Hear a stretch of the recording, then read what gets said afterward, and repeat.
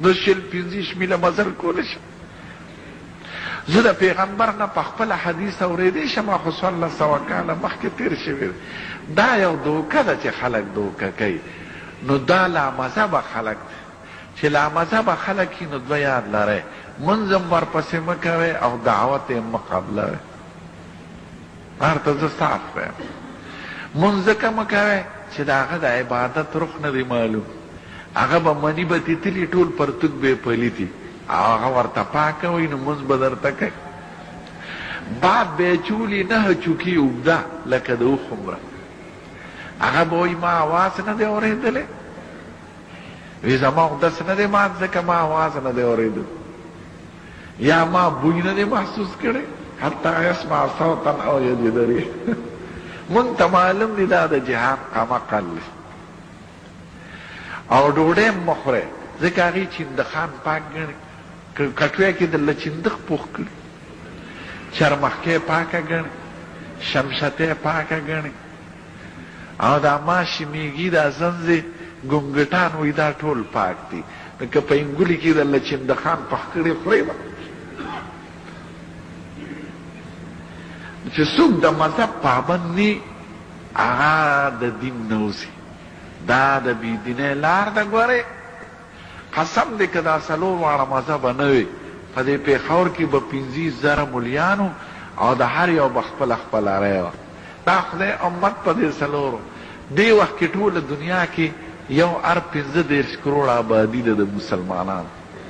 په دې یو ار 15 کروړه کې څه د پاسه 80 کروړه زمونږ د مذهب خلک دي، محدثین، مفسرین، اولیاء، بادشاه. په مخ د ځمکې چې څومره دي، دا شکر دی زمون 800 کاله حکومت او هندوستان کې ټول زمون فقه وه. په ترک دا ټول د ترک د عرب اخوا ټول دا زمون فقه وه. نو چې څوک مذهب پرېږدي چا پسې روان شه؟ ما پسې زناوره دروغجنه هي د کورونو او ځان ته پېښورې وي، اکثر دروغجنې. نو په دې دروغجن پسې چې روانېږي هغه 4 واړو مذهب علماو پسې ګورئ. دا لامذهبه خلک لامذهبه پسې مونځ هم مه کوئ، ستا د عبادت رخ نه دی معلوم. هسې نه چې په بله بلا مې وړی، او ډوډۍ مه خورئ هسې نه چې چندخان او شمشتۍ پکې درله پخ کړي او زنځې ګونګوټانې پکې اچوي. دا ناپوهه خلک امت کې انتشار او افراط. لاسونه اوچتول امین په زور ویل دا 2 مذهبونو کې شته، هغه ناروا نه دی. دا لامذهبه کول سړی دا ناروا دی، دا فتنه ده، امت کې انتشار پیدا کوي. هغه مسئلې چې هغې نه علما فارغ شوي دي دا ټول د صحابو کرامو چا لاس اوچته او چا نه اوچته، چا امین په زور وي چا کم وي. نو څو علماو یو قول خوښ که څه بل، نو په دې عمل کول دا د صحابو په خبرو عمل کول دی. زمونږ امام ابو حنیفه وایي امین دعا ده، دعا پټه غوره ده، او اکثر صحابو تابعینو به په پټه امین وي. بعضو په زوره ویلي دي ټیک ته روا ده، خو موږ په پټه ته غوره وایو. چا لاسونه اوچت کړي دي چا نه دي. عبدالله ابن عمر کشر صحابي دي، لاسونه به اوچتول، او یو مشر صحابي دی عبدالله ابن مسعود، هغه نه اوچتول. زمونږ امام ابو حنیفه وایي زمونږ د عبدالله ابن مسعود طرز خوښ دی، ځکه دا د حضور پاک خادم خاص پاتې شوی دی، او په ټولو صحابو کې په پویه کې د ټول زیات نه. نو دا 4 واړه مذهبونه دا د صحابو کرامو هغه خبرې دي او د حضور پاک طریقې دي چې څوک ټانګیواله ته هم وایي، ګونګړي مار ته هم وایي راځه په حدیث عمل کوه، هغه پوهېږي په حدیث. او ته دغه زناور ملا ته ووایه چې په حدیث عمل کولو دپاره کوم شرطونه دي، ته پرې پوهېږې. نو دا یو فتنه ده. اهل حدیث په نوم مه دوکه کېږي، لامذهبه خلک دي. اهل حدیث د 4 واړو مذهبو خلک دي.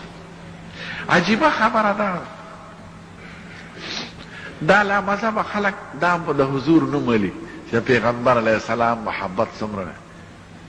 بل طرف ته یو بل خلک ته زیان ته عاشقان وایي، هغې هم د حضور پاک نوم ولي.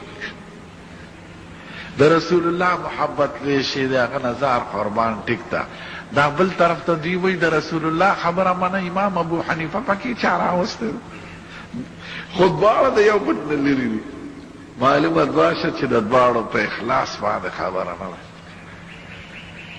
نو دا خبرې مه منئ. دا یو خبره رانه چا تپوس کړی چې دا مذهب د کوم ځای نه راغلی او مذهب څه ته وایي او د ټولو مذهبونو کې کوم یو غوره دی او چې څوک مذهب نه مني نو دا خبره صحیح ده که غلطه.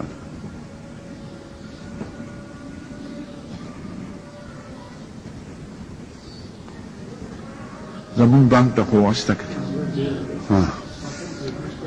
مذهب وی لارې د عمل ته. زمون ښکلی پیغمبر دین نه وړه، صحابو ته یې ورساو، خو کله په پویه کې او په رسېدو کې اختلاف راشي، چا ته یو خبره ورسي چا ته ونه رسي، څوک ته یو مطلب والي څوک بل په صحابو کې ده. یو مثال یې درته ښیم. زموږ ښکلی پیغمبر علیه الصلاة والسلام د جنگ خندق نه راغی، نو صحابو کرامو ته وایي لا یصلین احدکم العصر الا فی بني قریظه. بني قریظه او ته ځان نه سړی، زه سخت کالم حج له تللی وم ورغلم په موټر کې بني قریظه او علاقې ته. دا یهود و شیطانان او دا کافران چې څه راغلي د دوی په شرارت راغلي او دوی د پیغمبر سره معاهدې